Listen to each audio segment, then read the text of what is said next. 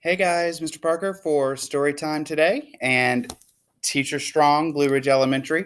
We are reading a story that I love that's about a teacher, a male teacher, plus sign for that. I want to just shout out to all of the teachers here at Blue Ridge. We appreciate and love everything that you're doing, and we miss you. Also, all my teacher friends that I have in all the schools that I've taught in. I have taught with some awesome teachers, and this goes out to them as well. So, Lilly's Purple Plastic Purse by Kevin Henkes. Here we go. Lilly loved school. She loved the pointy pencils. She loved the squeaky chalk. And she loved the way her boots went clickety, clickety, click down the long, shiny hallways. Lilly loved the privacy of her very own desk. She loved the fish sticks and chocolate milk every Friday in the lunchroom. And most of all, she loved her teacher, Mr. Slinger. Mr. Slinger was as sharp as a tack. He wore artistic shirts, he wore glasses on a chain around his neck, and he wore a different colored tie for each day of the week. Wow, said Lilly. That was just about all that she could say. Wow. Instead of greeting students or good morning pupils, Mr. Slinger winked and said, Howdy. He thought that desks and rows were old fashioned and boring. Do you rodents think you can handle a semicircle? And he always provided the most tasty snacks, things that were curly and crunchy and cheesy. I want to be a teacher when I grow up, said Lilly. Me too, said her friends, Chester and Wilson and Victor. At home, Lilly pretended to be Mr. Slinger. I am the teacher, she told her baby brother Julius. Listen up. Lilly even wanted her own set of deluxe picture encyclopedias. What's with Lilly? Asked her mother. I thought she wanted to be a surgeon or an ambulance driver or a diva, said her father. It must be because of her new teacher, Mr. Slinger, said her mother. Wow, said her father. That was just about all he could say. Wow. Whenever the students had free time, they were permitted to go to the light bulb lab in the back of the classroom. They expressed their ideas creatively through drawing and writing. Lilly went often. She had a lot of ideas. She drew pictures of Mr. Slinger, and she wrote stories about him, too. During sharing time, Lilly showed her creations to the entire class. Wow, said Mr. Slinger. That was just about all he could say. Wow. And at the very last second, Mr. Slinger saved the starving, cold, elderly. That was her story. When Mr. Slinger had bus duty, Lilly stood in line even though she didn't ride the bus. Lilly raised her hand more than anyone else in class, even if she didn't know the answer. And she volunteered to stay after school to clap erasers. I want to be a teacher when I grow up, said Lilly. Excellent choice, said Mr. Slinger. One Monday morning, Lilly came to school especially happy. She had gone shopping with her Grammy over the weekend. Lilly had a new pair of movie star sunglasses, complete with glittery diamonds and a chain like Mr. Slinger's.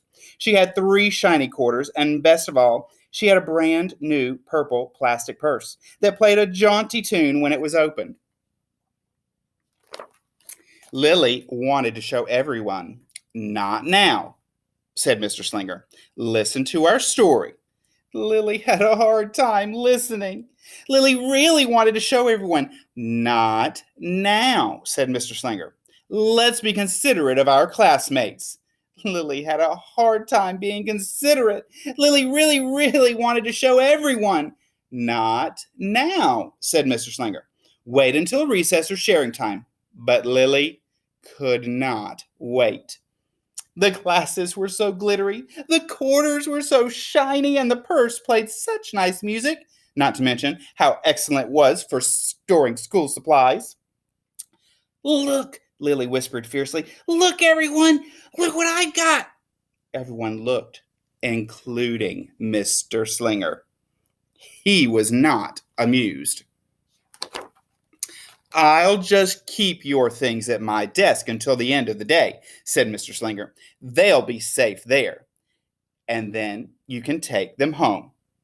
Lily's stomach lurched. She felt like crying. Her glasses were gone. Her quarters were gone. Her purple plastic purse was gone.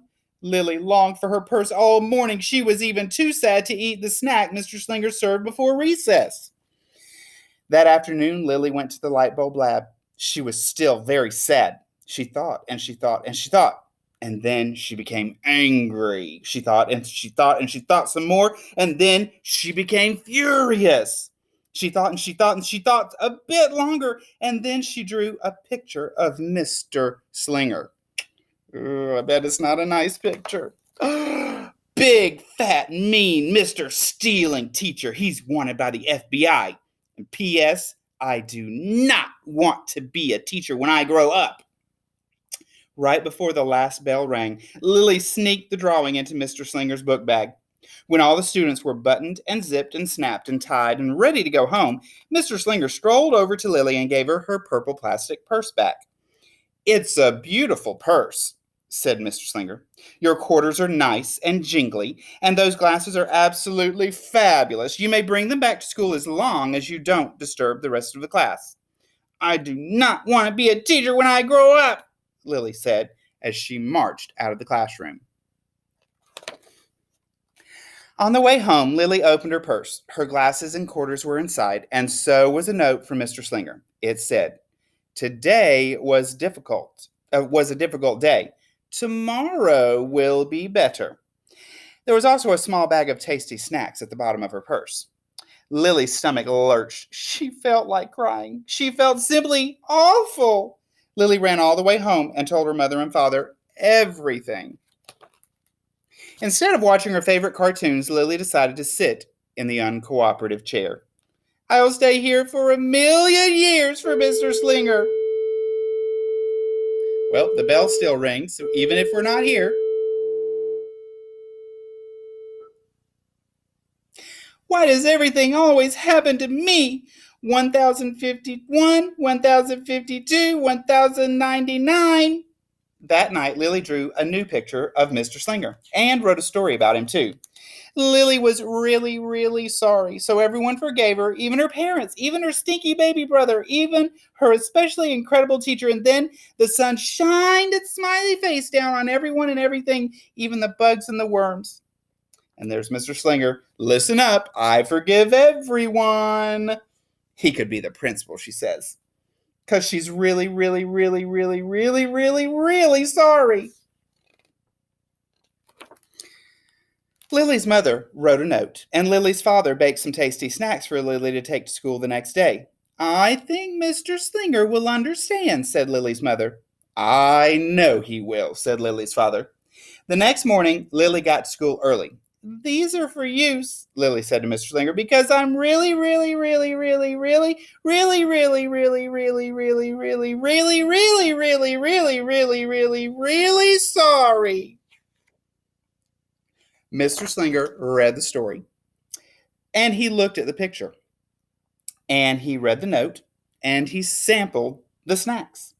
"Wow," said Mr. Slinger. That was just about all he could say. "Wow!" "What do you think we should do with this?" asked Mr. Slinger. "Could we just throw it away?" asked Lily. "Excellent idea," said Mr. Slinger.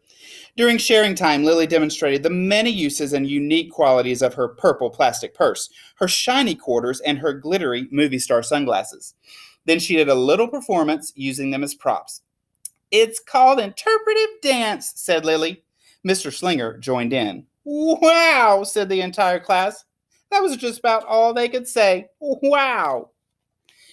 Throughout the rest of the day, Lily's purse and quarters and sunglasses were tucked safely inside her desk. She peeked at them often, but did not disturb a soul. Right before the last bell rang, Mr. Slinger served Lily's snacks to everyone's delight. "What do you want to be when you grow up?" asked Mr. Slinger. "A teacher!" everyone responded. Lily's response was the loudest. "Excellent choice," said Mr. Slinger. As the pupils filed out of the classroom, Lily held her purple plastic purse close to her heart. Mr. Slinger was right. It had been a better day. Lily ran and skipped and hopped and flew all the way home. She was so happy. And she really did want to be a teacher when she grew up. That is when she didn't want to be a dancer or a surgeon or an ambulance driver or a diva or a pilot or a hairdresser or a scuba diver. The end. So for Teacher Appreciation Week, another shout out to all of our parents who have stepped into that teacher role and helped us out as we produced our digital content and pushed it out to you guys. So thank you as well. Students, just a quick shout out you could do to your teachers. I'm sure they would love to hear from you and appreciate anything that you said or sent to them. So happy Teacher Appreciation to all the teachers out there.